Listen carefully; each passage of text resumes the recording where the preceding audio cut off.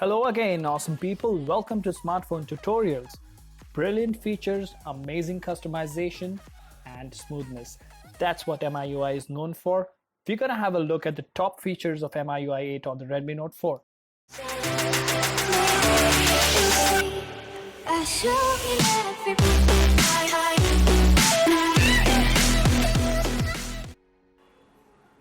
So the first feature we're going to talk about is dual apps. That's correct. Now, as you can see, the phone is running MIUI with the latest stable update based on Android 6 Marshmallow. So if you go to settings and if you tap on dual apps, you will see that it has a list of applications that allows you to duplicate those apps. Like you can have 2 WhatsApp accounts, 2 Facebook apps in the same phone without installing any additional applications. So once you tap on the radio button, a second version of the same application will be created on your home screen, and you can log in using different accounts in the same app. Now you can enable and disable this feature at your will.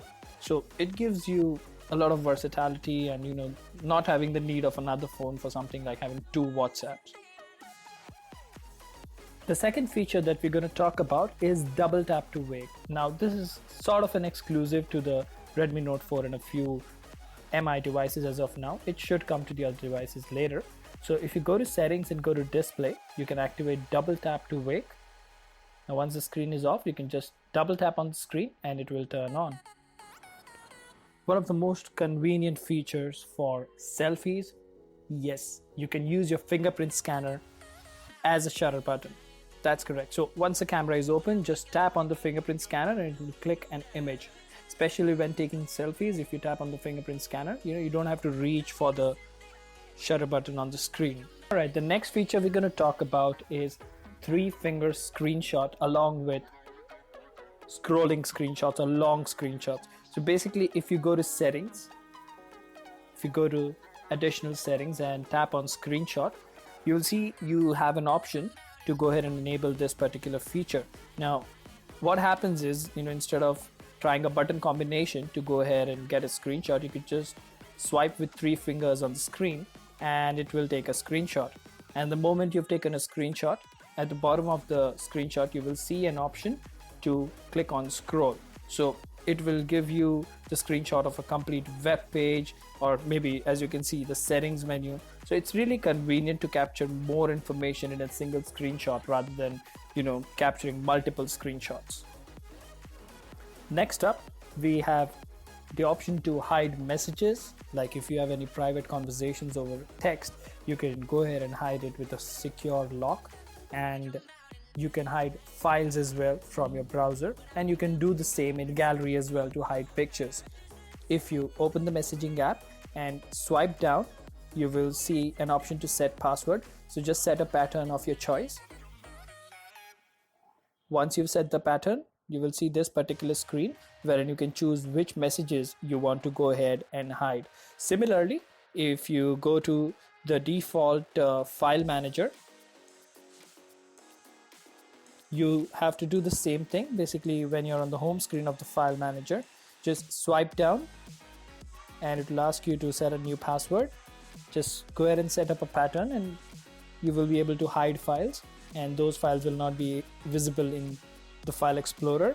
Now, if you have a fingerprint setup, you will be able to unlock these particular contents or these particular messages, or maybe pictures in the gallery using a fingerprint scanner. So, talking about hiding stuff, if you don't want anyone to access your private conversations or personal data, in a normal scenario, you would need a third-party app like App Locker or something like that, which would lock your application.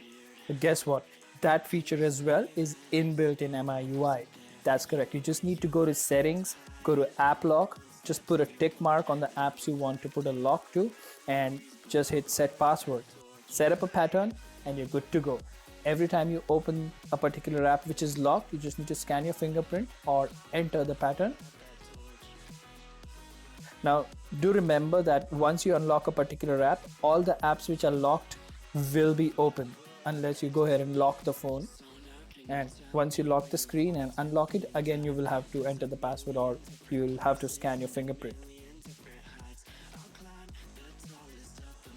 Next up, we're going to talk about a very important and useful application, which is the Security Center or the Security app from MIUI.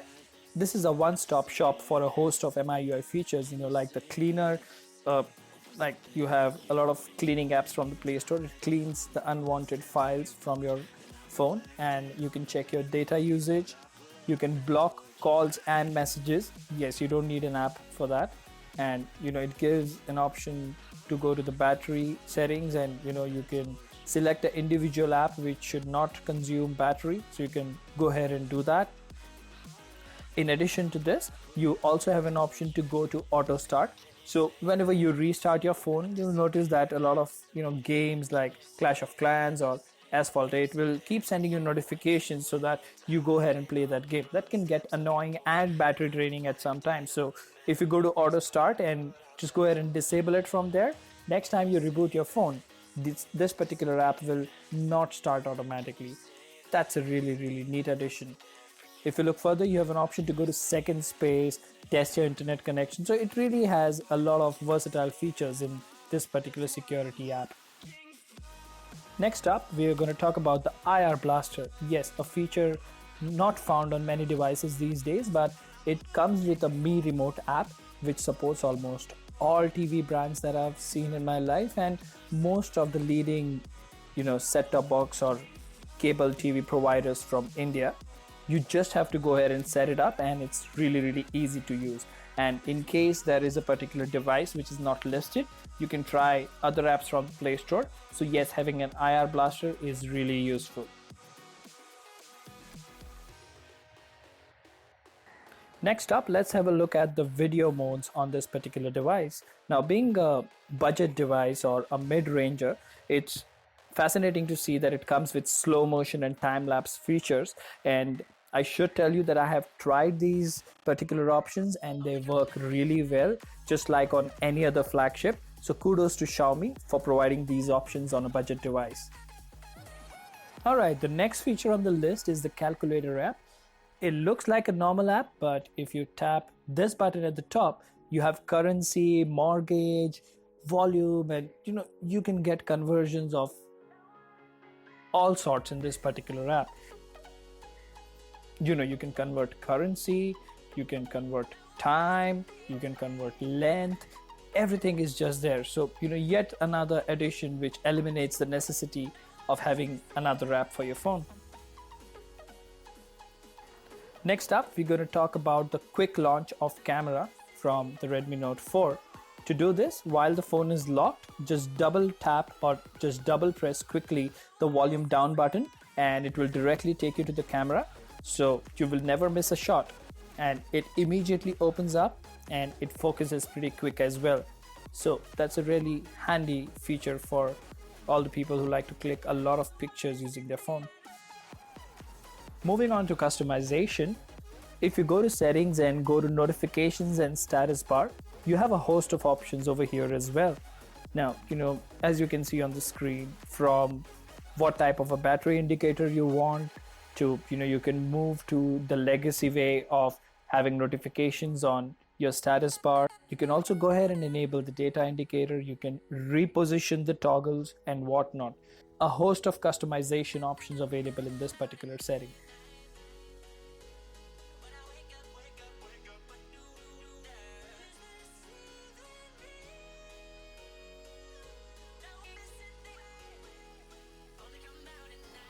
Next up, you can go ahead and make changes to your buttons layout. So go to settings and additional settings and tap on buttons.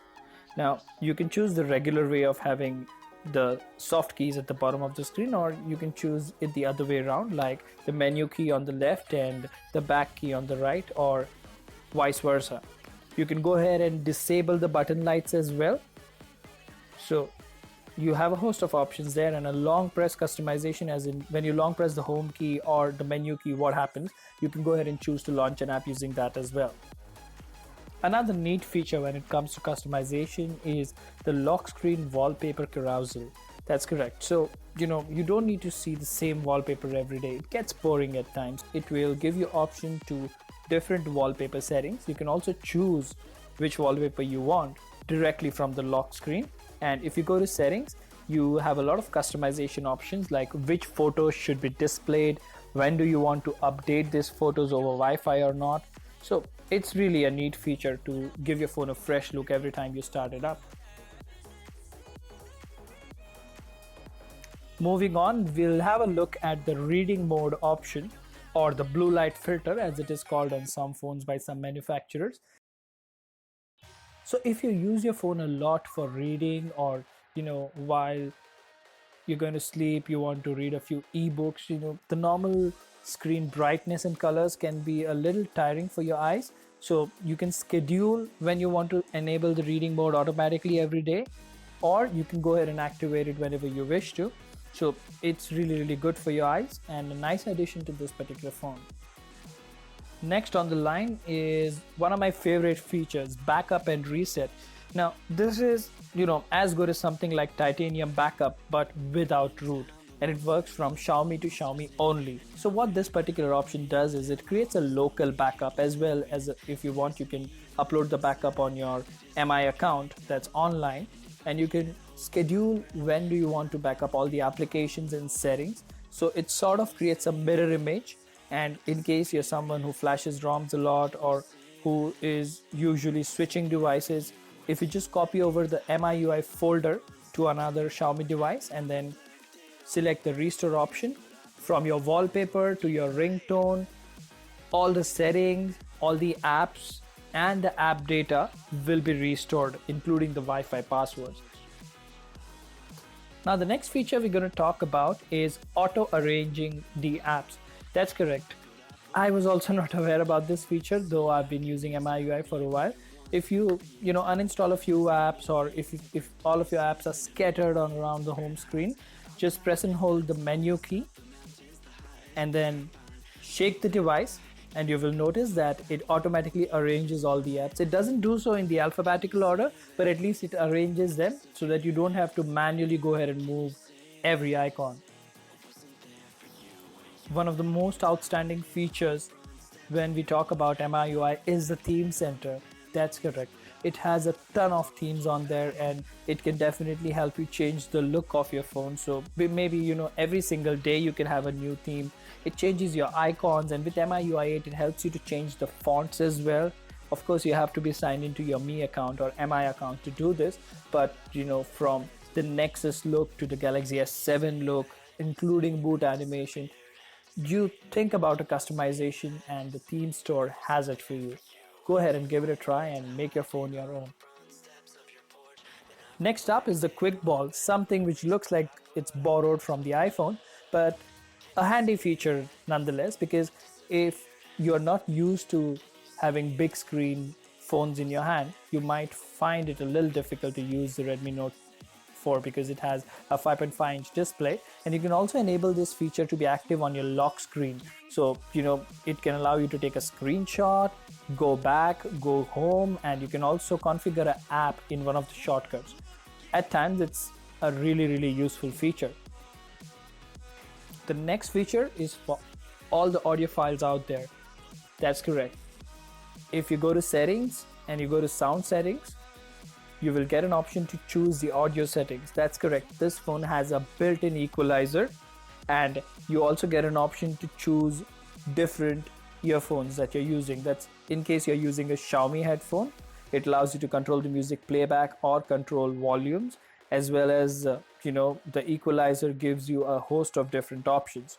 So you need to have your earphone connected, of course, to enable this setting, as you can see on the screen, and it makes quite a difference when you go ahead and change the equalizer settings or the type of earphone that is connected. So go ahead and give it a try. The next feature, which again might require a third-party app on normal phones, is call recording. It gives you an option to record calls out of the box, and in addition to that, you can go ahead and choose if you want to record calls from your contacts list or for everyone, or you can keep it off and just record it when you're making a call. Very useful at times.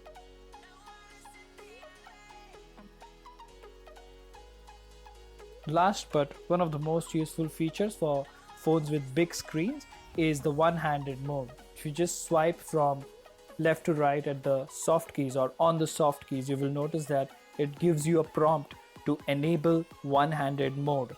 So if you're someone who wants to use a small screen phone but doesn't want to compromise by buying a small screen phone, go ahead and use this particular mode. There you have it, guys. That was the list of features on the software side on Xiaomi devices that I really like and what makes MIUI what it is today. If you liked the video, like, share, and don't forget to subscribe.